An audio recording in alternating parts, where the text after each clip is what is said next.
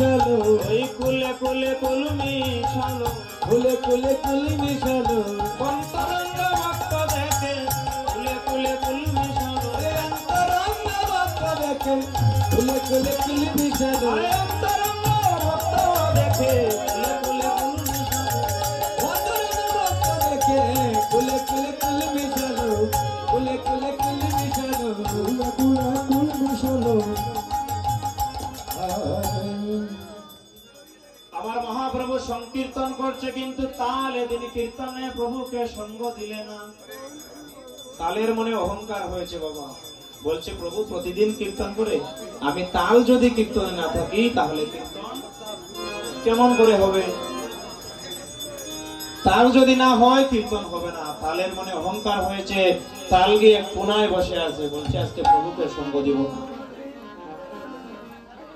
কেমন সাহস তালের, বলছে প্রভুকে আজকে সঙ্গ দিব না। প্রভু দেখলেন আজ কীর্তনে প্রেম হচ্ছে না, তাল হচ্ছে না, অন্তর্যামী ভগবান অন্তরে জানলেন যে তাল আজ কীর্তন থেকে সরে পড়েছে।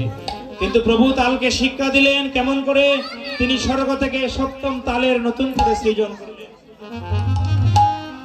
নয়নানন্দ দাস বলছেন আমার প্রভুর চরণ থেকেই সকল তাল সুর লয়ের জন্ম। আর ওই তাল কিনা এসে প্রভুকে অহংকার করে যে আমি ছাড়া তুমি কেমন করে কীর্তন করবে। এরপর তাল দর্শন করলো, প্রভু নিজে থেকে তাল সৃজন করে কীর্তন করছেন। যে তাল দম্ভ দেখিয়ে সরে পড়েছিল সেই তালের আর প্রয়োজন পড়লো না। এবার তাল মনে মনে চিন্তা করলো, প্রভু গো আমি তোমার চরণে কত শত অপরাধ করেছি প্রভু, আমি না জেনে তোমায় অবজ্ঞা করেছি। তুমি হচ্ছ জগতের পতি, তুমি জগতের গুরু, আমি কিনা তোমার শুনে অন্যায় অপরাধ করলাম। প্রভু আমার দৃষ্টতা তুমি ক্ষমা করে দাও। এই বলে আজ তাল এসে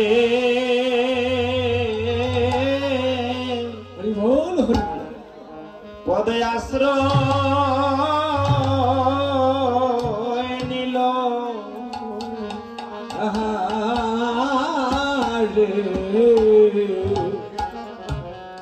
এবার তাল এসে অপ্রভুর আশ্রয় নিল।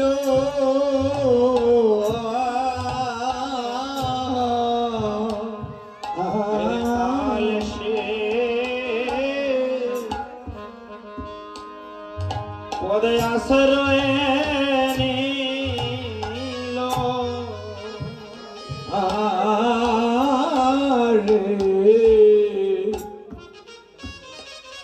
তাল এসে অপ্রভুর আশ্রয় নিল।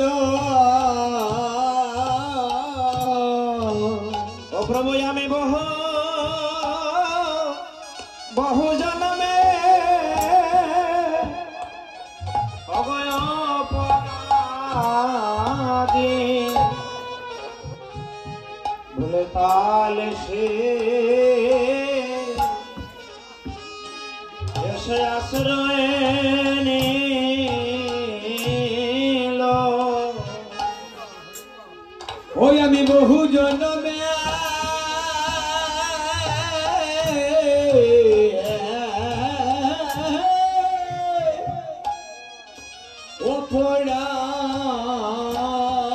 অপরাধী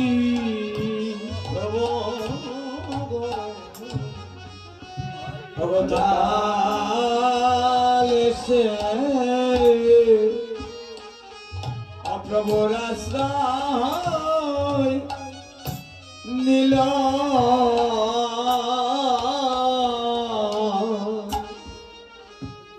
আমি বহু জন্মে জন্মে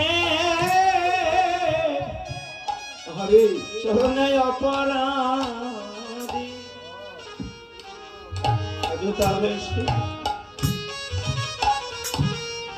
পদে আশ্রয় নিল। আমি বহু জন্মে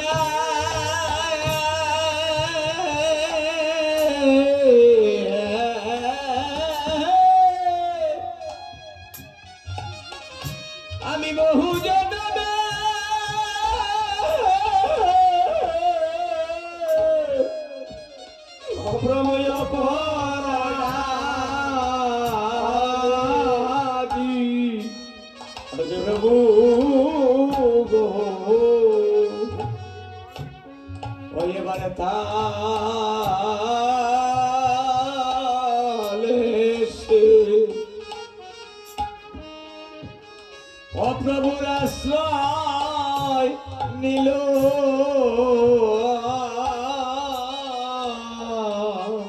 তুমি আমায় চরণ চরণ চারা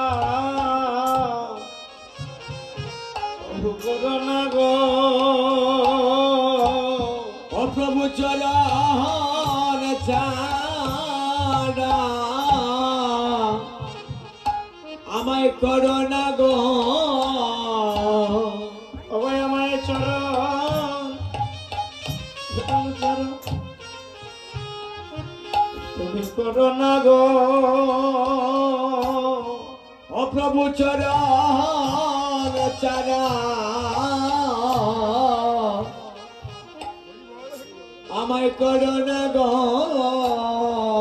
ওই আমায় জন্মে হরি বল হরি বল জন্মে জন্মে ওই আমায় চরণ চারা তুমি করোনা গো প্রভু গো এ জন্মে না আমায় জন্মে জন্মে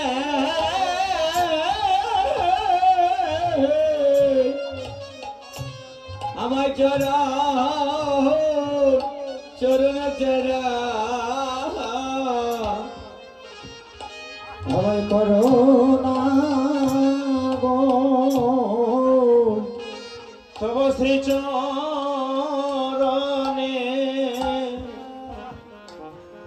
আমায় আশ্রয় দিও তব শ্রী চরণে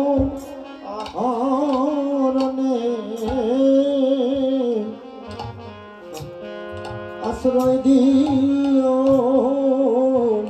আমি সাধনবাদী হরি হরি ও প্রভু গো আমি ভজনবাদী আমার শ্রী চরণে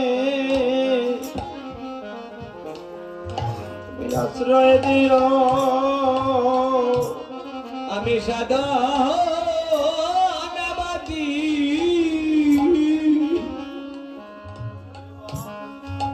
ভজনবাদী গো আমি শিশরণে অপরাধী আমি সাধনবাদী তাই গর হরি বল হরি বল আর আমি ভজনবাদী আমার চরণ চারা তুমি করো না গো আমি সাধনবাদী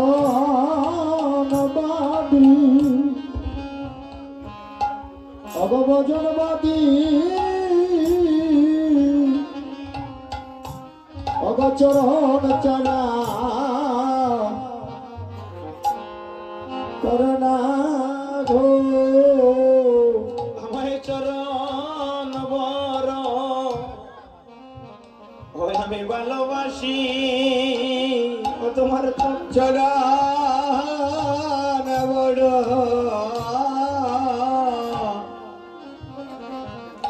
আমি ভালোবাসি চরণ বড়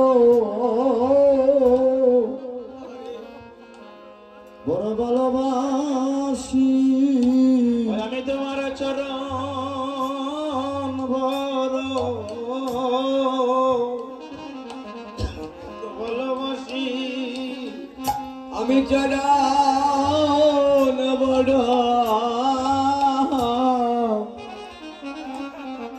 আমি ভালোবাসি শোনো শোনো হরি বল হরি বল ওই আমার গৌর শশী ও তোমার চরণ বড় বড় ভালোবাসি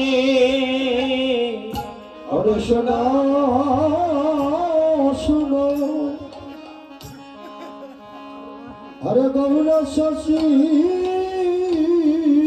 হরি বল হরি বল। তোমার চরণ বড় ভালোবাসি।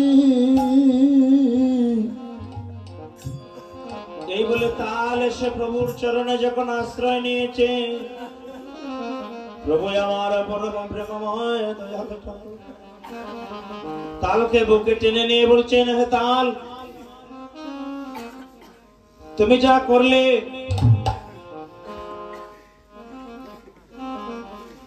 তা হচ্ছে তোমার অজ্ঞানতা প্রসূত, কিন্তু তোমার যদি ভগবত পদে ভক্তি থাকতো, তোমার যদি সেই জ্ঞান থাকতো, তাহলে তোমার দ্বারা এখানে অহংকার কখনো হতো না। নয়নানন্দ দাস বলছেন, আমার প্রভুকে যারা ভালোবাসে, কহদেই গৌরাঙ্গে সুগন্ধি চন্দন, কহদেই মালতীর মালা, প্রীতি ফুলস্বরে মর্মে ভেদ হলো ভাবে সহচর। বাবা, আমার প্রভুকে যারা ভালোবাসে তারা কেউ না কেউ প্রভুর জন্য, তারা কেউ মালা নিয়ে আসে, কেউ চন্দন নিয়ে আসে, কেউ ফুল নিয়ে আসে। আজকে মহাপ্রভুর মহা মহোৎসব হচ্ছে জামালগঞ্জ উপজেলার এই রামপুর গ্রামে। আমি যখন এখানে এসেছি তখন শ্রদ্ধেয় গীতা পাঠক মশাই বললেন, শুনলাম যে এই গ্রামে এইবারই প্রথম মহোৎসব হচ্ছে। এটা কি সত্যি? একবার হয়েছে আগে? ঠিক আছে, মানে স্বাধীনতার আগে একবার হয়েছে, বহু পূর্বে। ঠিক আছে, যেদিনই হোক, আজকে হচ্ছে দ্বিতীয়বার। মাঝখানে অনেক বড় একটা গ্যাপ, অনেক বড় একটা ব্যবধান তৈরি হয়েছে। তাই আজকে অধিবাস অঙ্গনে রামপুরের ভক্তগণেরই আধিক্য থাকার কথা, কারণ অধিবাস সবাই সবখানে গিয়ে শুনতেও পারেন না। আজকে বাড়িতে কীর্তন হচ্ছে, আমাদের সৌভাগ্য, আমরা আজকে উঠানে বসে থেকে হরিনাম সংকীর্তনের শুভ অধিবাস শ্রবণ করতে পারছি। মহাজন বললেন, আমার গৌর হরিকে যারা ভালোবাসে তারা প্রভুর কাছে কেউ খালি হাতে আসে না। এমন নয় যে তুমি খালি হাতে এসেছো বলে প্রভু তোমাকে ফিরিয়ে দেবে, কারণ প্রভু আমাদের কাছে ধন মান সহায় সম্পদ কিছু কোনোদিন আশা করেন না। প্রভু যেটুকু চান সেটুকু দিয়ে গেলেই চলে। সেটা হচ্ছে আমার যদি প্রেম ভক্তি প্রভুর চরণে সমর্পিত থাকে, প্রভু এর বাইরে কিন্তু কিছু চান না। তুমি রাজভোগ দিয়েছো তাই বলে তোমার বাড়িতে প্রভু সেবা গ্রহণ করবে। আরেকজনের ঘরে কিচ্ছু নাই, শুধু জল আর তুলসী গোবিন্দকে দিয়েছে, গোবিন্দ তার ভোগটা গ্রহণ করবে না? ভগবান বললেন, আমি জল তুলসীটাই শুধু আগে নেব যদি সেটা প্রেম ভক্তি সম্পন্ন হয়। বাবা, তোমার মধ্যে ভক্তি নাই যে এই দেশে কোনোদিন হরিনাম যজ্ঞ হয়নি, আমরা করছি। যদি ভুলবশত এই ভাবনা এসে যায় মনে, মহাপ্রভু কোনোদিন এহেন কৃপা করবেন না। ভগবান বলেছেন, আমার সেবা দিতে গেলে, আমার পূজা দিতে গেলে প্রথমে তোমাকে দিন থেকে দিনহীন হতে হবে, অন্তরের মলিনতা দূর করতে হবে।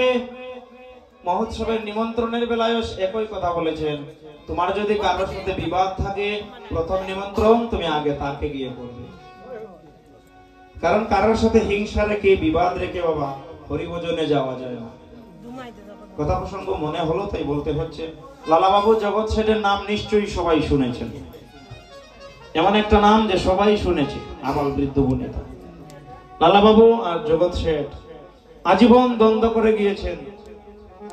মামলা করতে করতে জমিদার থেকে ভিখারি হয়েছে, কিন্তু অন্তরের অহংকার যায়নি।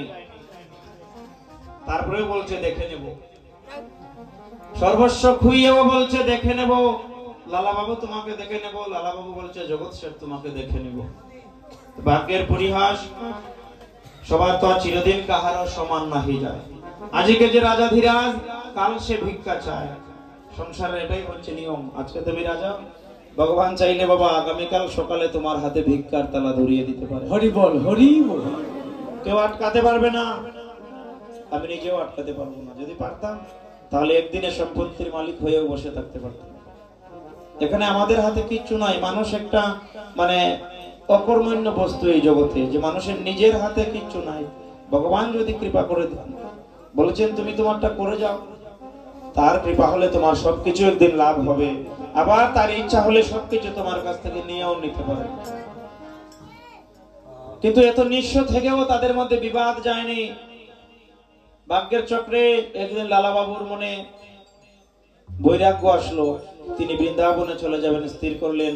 তো বৃন্দাবনে গেলেন, সেখানে গিয়ে কৃষ্ণদাস গোস্বামীর সম্মুখে উপস্থিত হয়েছেন। গুরু দীক্ষা না নিলে হরিভজনে যাওয়া যায় না। গুরুদেব লালা নাম শুনে সন্দেহান হয়েছেন, জিজ্ঞেস করেছেন, তুমি কোন লালা, তুমি কোন লালা জিজ্ঞেস করে। সে তার আত্মপরিচয় গোপন করেছে, বলছি আমি এখানেই রই, আমার নাম লালা। যাই হোক, তো তিনি বলছেন দীক্ষা যদি নিতে হয় বাবা, তবে তোমাকে নগর থেকে ভিক্ষা করে নিয়ে আসতে হবে। কারণ একজন ভিক্ষুক ওই জগতে একমাত্র লোক যার হৃদয়ে দম্ভ নাই। কারণ দম্ভ থাকলে কেউ কারো কাছে হাত পাততে পারে না, অভিমান থাকলে কেউ কারোর কাছে হাত পাততে পারে না। এজন্য বলছে আগে ভিক্ষা করে নিয়ে এসো। এই যে হরিনাম যজ্ঞ ভগবান বলেছেন মেঘে নিয়ে এসে করা হচ্ছে বিধান। আমার অর্থ সম্পদ থাকলেও ভগবান বললেন কেউ যদি নগরে এক বেলা দুবেলা ভিক্ষা করে নিয়ে এসে মহোৎসবে লাগায় বাবা, তখন বুঝবেন মহাপ্রভু যে আসলে এর মধ্য থেকে অভিমান ত্যাগ হয়েছে।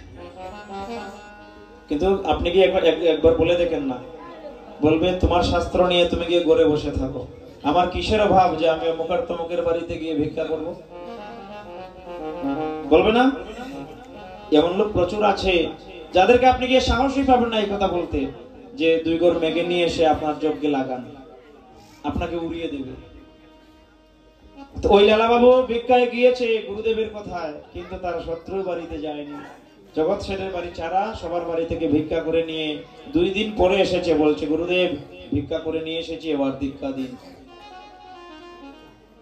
কিন্তু গুরুদেব জিজ্ঞেস করলেন, বারবার জিজ্ঞেস করেছেন সবার বাড়িতে গেছিলে, এমন কোনো বাড়ি বাকি নেই তো? সে বলছে না বাকি নেই। দেখো ভালো করে বলো, সত্য কথা বলতে হবে দীক্ষা পেতে গেলে। সে তো বলেছে তার মনে মনে কি যে গুরুদেব তো আর জানতে পারবে না আমি কোথায় গিয়েছি না গিয়েছি। সে মিথ্যা বলে দিয়েছে আমি সকলের বাড়িতে গিয়েছি। তখন গুরুদেব যখন নাম উল্লেখ করে জিজ্ঞেস করলেন জগৎ শেঠের বাড়িতে গিয়েছিলে, স্তম্ভিত হয়েছে। আর তখন সত্য স্বীকার করলো যে প্রভু আমি তার বাড়িতে যাইনি, কারণ আমি তার বাড়িতে কোনোদিন যাব না। তার সাথে আমার জীবনময় শত্রুতা বিরাজমান। সে আমার জন্ম জন্মান্তরের শত্রু, তার কারণে আমার জমিদারি পর্যন্ত চলে গেছে, মামলা করতে করতে, মোকদ্দমা করতে করতে। তো কৃষ্ণদাস গোস্বামী বললেন তাহলে বাড়ি ফিরে যাও, আরো মামলা করো, গিয়ে দীক্ষা নিতে কেন এসেছো? এই বৃন্দাবনের ভজন তো তোমার জন্য নয়, তুমি যাও বাড়িতে যাও, গিয়ে দাঙ্গা হাঙ্গামা করো, আরো কয়েকটা মামলা জুড়ে দাও, দীক্ষা তুমি লাভ করতে পারবে না। কারণ দীক্ষা নেবার মতো যোগ্যতা তোমার এখনো হয়নি। টাকা থাকলেই হরিনাম যজ্ঞ দেওয়া যায় না, আবার গলায় সুর থাকলেই কীর্তনিয়া পাঠক হওয়া যায় না, আবার চেহারা সুন্দর থাকলেই সে ভালো মানুষ হয় না। তো সবকিছু মিলিয়ে গুরুদেব তাকে বিচার করেছেন কি যে বাড়িতে চলে যাও, বাড়িতে চলে যাও, তোমার মধ্যে দীনতা নাই, তোমার গুরু দীক্ষা হবে না। আমাদের ধর্মটা দাঁড়িয়ে আছে দীনতার উপরে, বৈরাগ্যের উপরে। আমাদের ধর্মটা কি? সনাতন ধর্ম, হিন্দু ধর্ম তো আমাদের ধর্মের নাম, কিন্তু আমরা পালিত ধর্ম কি? পালিত ধর্ম হচ্ছে বৈষ্ণব ধর্ম। আমরা বৈষ্ণব ধর্মের লোক, আমরা বৈষ্ণব ধর্মের আশ্রিত, আমরা বৈষ্ণব ধর্মেরই দীক্ষিত, কৃষ্ণ মন্ত্রে দীক্ষিত। ভগবান বিষ্ণু শ্রীকৃষ্ণের আমরা উপাসক, আমরা এখানে সকলে বৈষ্ণব। আর বৈষ্ণব ছাড়া হেন যোগ্য হবে না, ভগবান বললেন। তো আমাদের বৈষ্ণবের লক্ষণ থাকবে কি? দীনতা। পাঠক বলেছিলেন, তখন অবশ্য সবাই ছিলেন না, তাই আমি আবার বলছি, ত্রিনাদপি শুনেছেন তরুরে বসহিষ্ণু না কমানীন মানদে না কীর্তনীয় সদা হরি। তুমি বৈষ্ণব হতে গেলে তোমাকে তৃণের মতো নিচু হয়ে চলতে হবে। তুমি জানবে বিদ্যায় জ্ঞানে তুমি সবার থেকে উপরে, কিন্তু দীনতায়, আচরণে, ভদ্রতায় তুমি সকলের চরণের তলে পড়ে থাকবে। তুমি সকলকে মান দেবে, জগতে যার মান নাই বাবা বৈষ্ণব তাকে মান দেবে, যার মান নাই বৈষ্ণব তাকে গিয়ে মান দেবে। আর অবৈষ্ণব বলবে যে আমি কুটিপতি আর ও ঠেলা চালায়, আমি তাকে আলিঙ্গন করব, কখনো সম্ভব নয়। একথা কে বলবে? একজন অবৈষ্ণব, একজন অভক্ত বলতে পারে, কিন্তু একজন বৈষ্ণব কোনোদিন এমন কথা বলবেন না। সেদিন বাধ্য হয়েছিলেন জগৎ শেঠের বাড়ি থেকে ভিক্ষা নিয়ে আসতে। জগৎ শেঠের বাড়ি থেকে ভিক্ষা করে আসার পরে তবে গুরুদেব দীক্ষা দিয়েছিলেন।